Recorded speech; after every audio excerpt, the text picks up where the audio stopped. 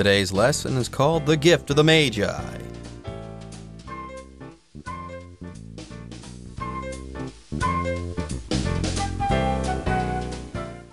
Hello, everyone. My name is Jeff.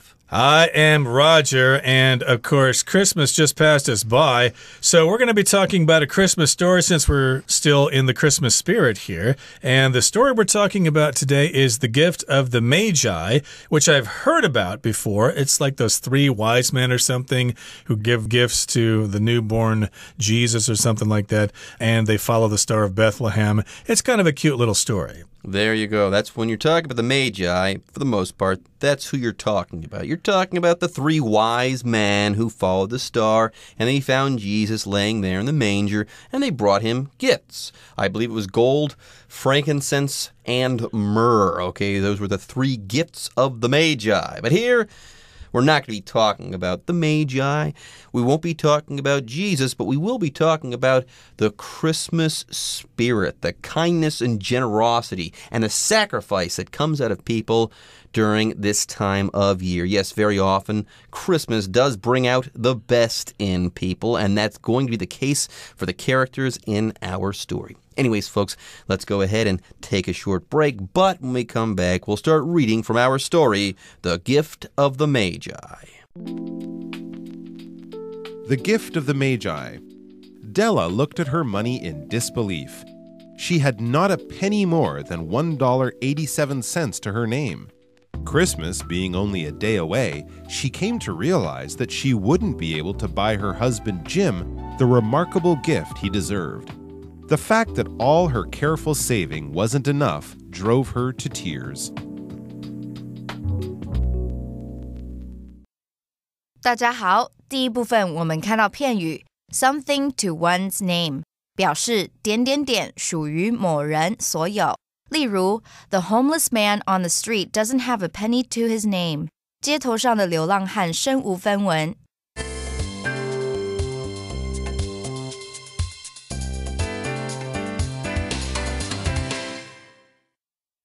Okay, so again, this story is not about the three wise men themselves, but the title of the story is the same. And I believe this is an old story by the American writer O. Henry, The Gift of the Magi. And this story, of course, involves a married couple, Della and Jim. Okay, so here in the first paragraph it says, Della looked at her money in disbelief. Disbelief means you don't believe something. I can't believe this. How could I have so little money? So she looked at her money in disbelief. She just could not believe that she had such a low amount of money. Yeah, I can't believe this. My purse, there's almost no money in here at all. I can't believe it. I'm going to look at my purse or look at my money in this particular situation in disbelief. I can't believe it. I don't want to believe it. How could this be happening? For example, you could say, when we arrived, I stared in disbelief for some time. I had no idea that the Grand Canyon was so big. Yes, all my life I heard about the Grand Canyon. I knew it was big. I'd seen pictures. But when I got there myself, I couldn't believe it. I stared at it in disbelief. By the way, yes, very often you'll see this word in put before the word disbelief. Yeah, you look at something in disbelief. You can't believe that thing. Anyways, Della, she stared in disbelief. She had not a penny more than $1.87 to her name. She only had $1.87 to her name. That's all the money she had in the world. And I know this because here we have this phrase, to her name, to someone's name. Here's an example sentence for that. You could say, I have nothing but a small motorcycle and half a dozen old books to my name. This is all that I own in the whole wide world. Yep, we often use this phrase when we talk about money. I don't have a penny to my name. I don't have any money to my name. I'm flat broke. I'm totally broke. I'm bankrupt. Help me.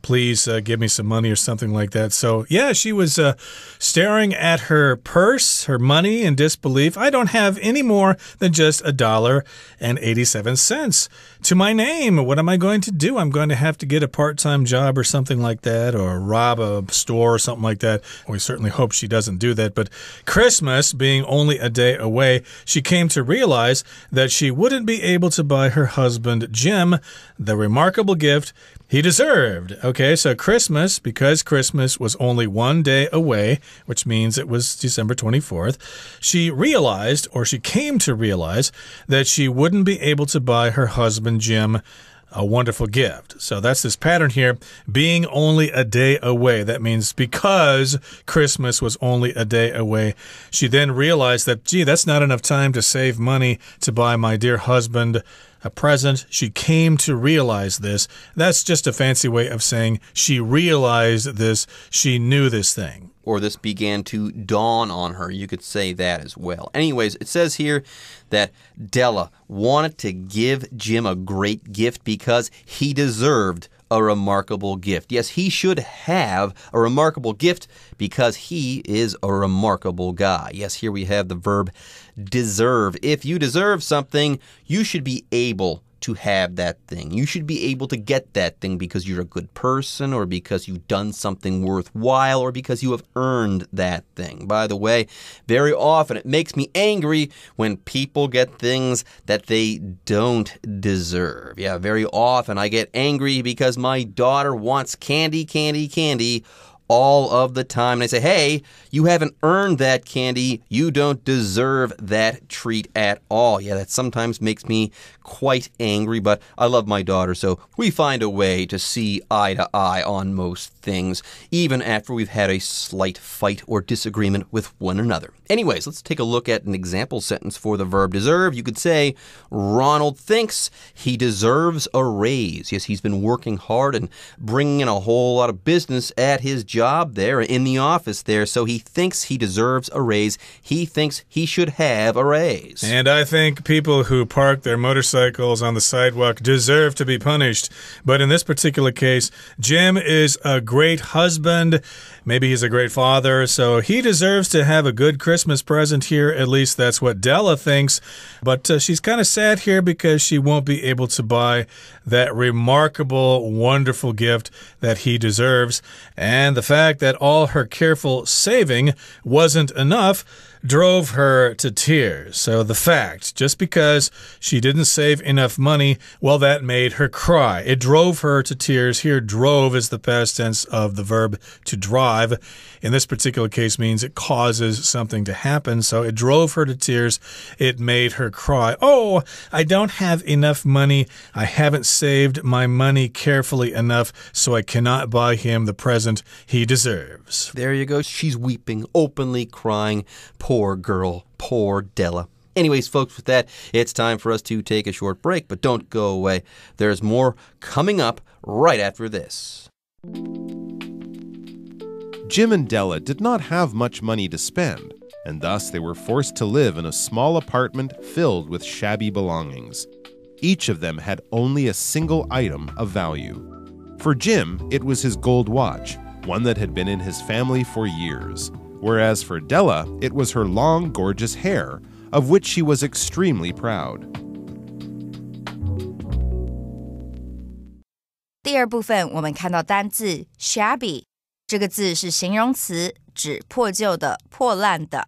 例如 My old coat looks pretty shabby, so I should probably get a new one. 我的旧外套看起来挺破旧的，所以我想应该买一件新的了。另外补充一个相关的形容词 ragged, R-A-G-G-E-D, ragged 指衣衫褴褛的、破烂的。举例来说 A poor man wearing ragged clothing begged for money in the streets. 在路上乞讨的贫穷男子穿着破烂的衣服。接着我们看到名词 belonging, 指某人的所有物、随身财物，作此意时常用复数。举例来说Don't forget your personal belongings when you get off the train. 下车时请别忘记带随身物品。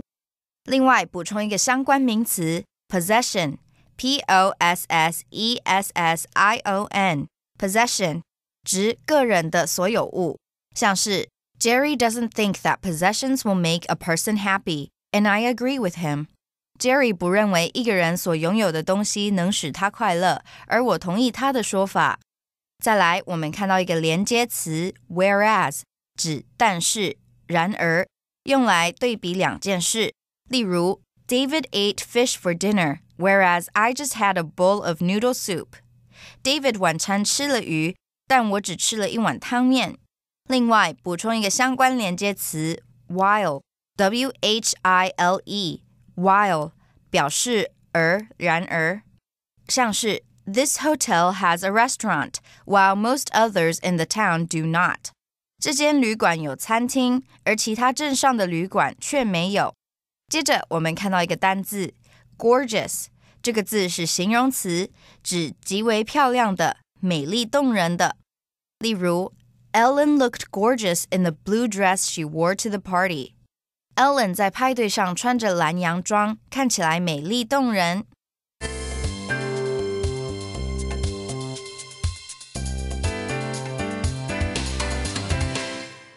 Okay, so let's find out some more about the main characters in our featured story today, Jim and Della. So Jim and Della did not have much money to spend, and thus, and therefore, they were forced to live in a small apartment filled with shabby belongings. That does not sound good at all. So yes, because they did not have a lot of money, they were forced to live in a very cheap and small apartment. And not only that, the apartment was filled with shabby belongings. Your belongings are the things that belong to you. They are your possessions. You might often hear this when you take a long-distance bus or when you take a plane somewhere. They'll say, don't forget to take your belongings with you. Please pick up all your personal items so you can have them with you and you don't have to come back and ask us if you found them or something. So indeed, they have these bad belongings in their house, their possessions basically, and they are shabby, which means they're kind of old, they're falling apart, they kind of smell, and they're going to break soon. Now, let's take a look at an example sentence for the word belongings as well. You could say, my house is filled with my belongings. That's where I keep my stuff. That's where all my possessions are. All the things that I own are there. They're in my house. Anyways, folks, let's go ahead and move on. The next sentence says, each of them, okay, each of Jim and Della, each of them had only a single item of value. Yes, the rest of their stuff is garbage for the most part. They have a bunch of shabby belongings, but they do have some nice stuff. Jim has one item of value, and Della has one item of value. Only one valuable thing each. And for Jim, it was his gold watch, one that had been in his family for years. Whereas for Della, it was her long, gorgeous hair, of which she was extremely proud. So again, his item of value, his valuable thing, his valuable possession, his valuable belonging was his gold watch. And because this story was written a long time ago, we're not talking about a wrist watch here. We're probably talking about a pocket watch, which at the time was a watch that you carried in your pocket. It was bigger than watches are today, and that was his item of value, but it was a family heirloom. It was valuable in his family. It had been passed down from generation to generation. It had been in his family for many years. So, first, we've got the gold watch. Now, let's talk about what Della has. Okay, for Jim, it was his gold watch, whereas for Della, it was her long, gorgeous hair, of which she was extremely proud. So, Jim's item of value is an actual possession, whereas Della, on the other hand here, she doesn't really have something that she owns that is valuable, but she does have her hair. She loves her hair. She has it. She kind of owns it. So this is her item of value. By the way, her hair is something else. It's gorgeous. It's extremely beautiful. And whereas here is a word that's used to compare things, especially if they are opposites or if they are extreme from each other. For example, I can say, my daughter likes Western food, whereas my wife prefers Chinese food. And while we're talking about the hair, of which she was extremely proud. She was proud of that hair. She liked to show it off, and she loved the attention that she got from it. There you have it. All right, folks, with that, it is time for us to take a short break. But when we come back, we'll wrap up the first part of the Gift of the Magi. Della finally pulled herself together, put on her coat, and went to Mrs. Sofrani's hair articles of all kinds. "Will you buy my hair?" Della asked. After seeing Della shake out her beautiful tresses, Mrs. Sofrani offered to pay her $20. Della took the money and went to another shop where she came across a $21 platinum fob chain. She knew the simple yet precious chain was just right for Jim's treasured watch. 第三部分我们看到片语 pull oneself together 表示冷静下来，控制自己的情绪。举例来说 You need to pull yourself together and stop panicking. 你必须冷静下来，不要惊慌。另外补充一个同义的片语 calm down 像是 The teacher told the excited students to calm down and take their seats. 老师要激动的学生们冷静下来，回到自己的座位上。再来我们看到单字 tress 这个字是名词，指女子的长发，常用复数。举例来说 Wendy cut off her golden tresses last weekend. Wendy 上周末剪掉她一头美丽的金发。接着我们看到名词 platinum 意思是白金铂。例如 Hank proposed with a platinum wedding ring. Hank 用一枚白金婚戒求婚。最后我们看到单字 fob 这个字是名词，指怀表短链。我们可以说 My uncle received a fob chain as a present for Father's Day. 我叔叔收到一条怀表短链作为他的父亲节礼物。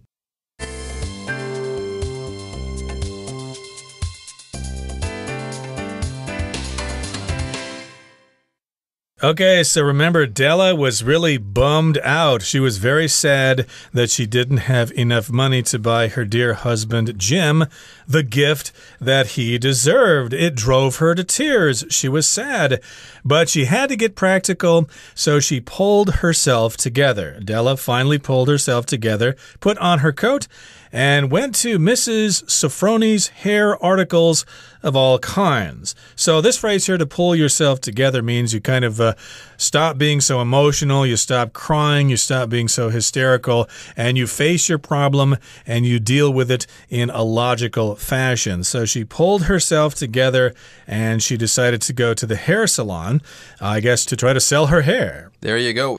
She's probably going to try to sell her hair. Yeah, earlier I said, can you really own hair? Is it really a possession? Is it something that you can buy and sell like you can with a possession? Well, usually no, but if you have really beautiful hair, apparently, you can actually sell your hair. You can treat your hair as though it were a possession or a commodity. How about that? Anyways, Della walks in and she says, "Will you buy my hair?" Yes, will you buy my hair? Della asked. And after seeing Della shake out her beautiful tresses, her beautiful locks, her beautiful lengths of hair, Mrs. Sofroni offered to pay her $20, which is a whole lot of money. I guess for the time it was. So, indeed, there are wig stores or places that sell hair articles, I guess, for people who are having chemotherapy or something like that. So she's trying to sell her hair, and we're calling it tresses. And sometimes when girls want to attract the attention of other people, they will shake out their hair. They just kind of move their head around to let their hair kind of flow back and forth. So, yes, indeed, Mrs. Sofroni saw her shake her hair and went, "Wow, that is really beautiful hair. I love those tresses." So Mrs. Sofroni offered to pay her $20, and Della took the money and went to another shop where she came across a $21 platinum fob chain that she thought would make a great gift for her husband. It was a chain made out of platinum, which, of course, is a very precious metal. But fob chain here, I think that's the chain that connects your pocket watch to your clothing. There you go. One way or another, she had the money for this gift. $20 for her hair, okay, and then she had $1.87 from before. So she's able to buy this remarkable gift for Jim. How heartwarming. How awesome. And yes, she just barely made it. She only has 87 cents left. Now, She did make a gigantic sacrifice, but hey, that's what the holidays are all about. Sometimes you do have to sacrifice to show people that you love them, and she definitely does love Jim. Anyways, she knew the simple yet precious chain was just right for Jim's treasured watch. There you go. What a great gift. Good for Della, good for Della. I'm really happy for her now. Anyways, though, our story is only halfway through, okay? When we come back next time, we're going to complete this story, and boy, are we going to learn just how much Jim and Della actually love one another. Anyways, until then, we'll see you guys next time. For now, the Chinese teacher is waiting for you.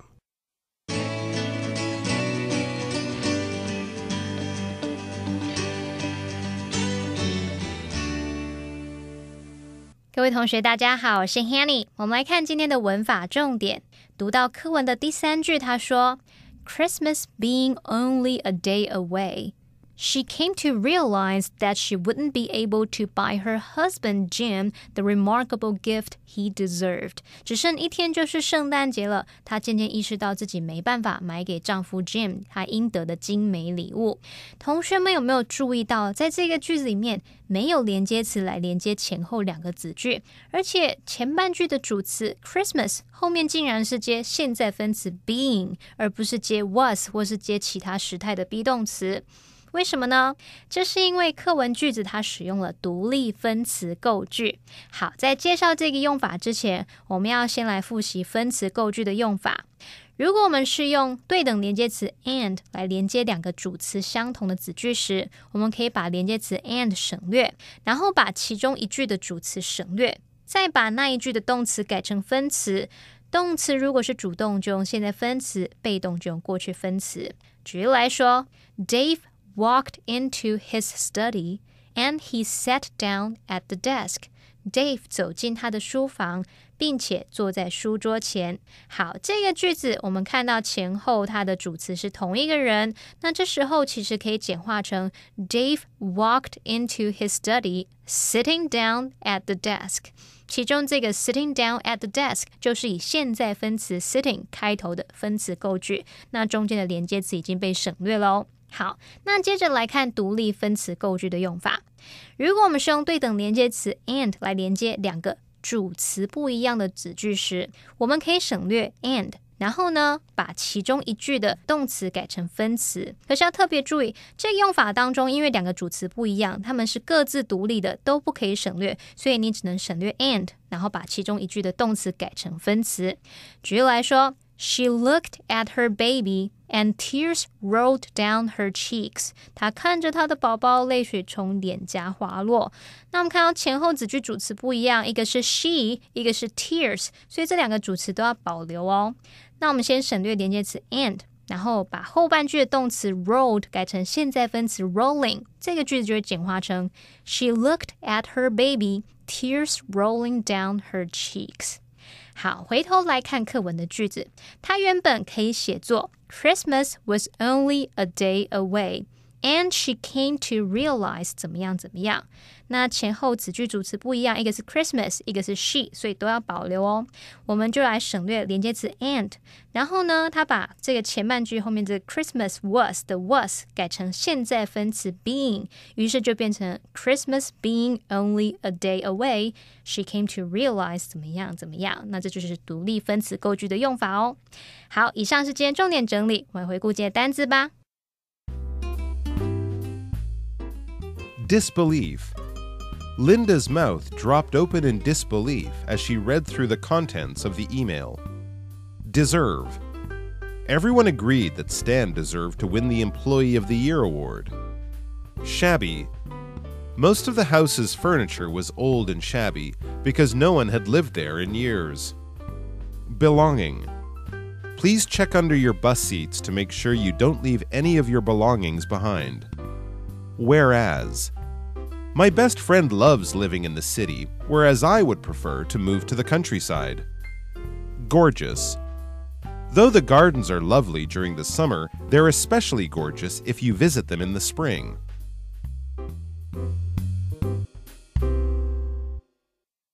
Okay, everyone. With that, today's article is now complete. But As always, we sure hope that you guys have enjoyed reading along with us. Anyways, I'm Jeff. I am Roger. See you next time.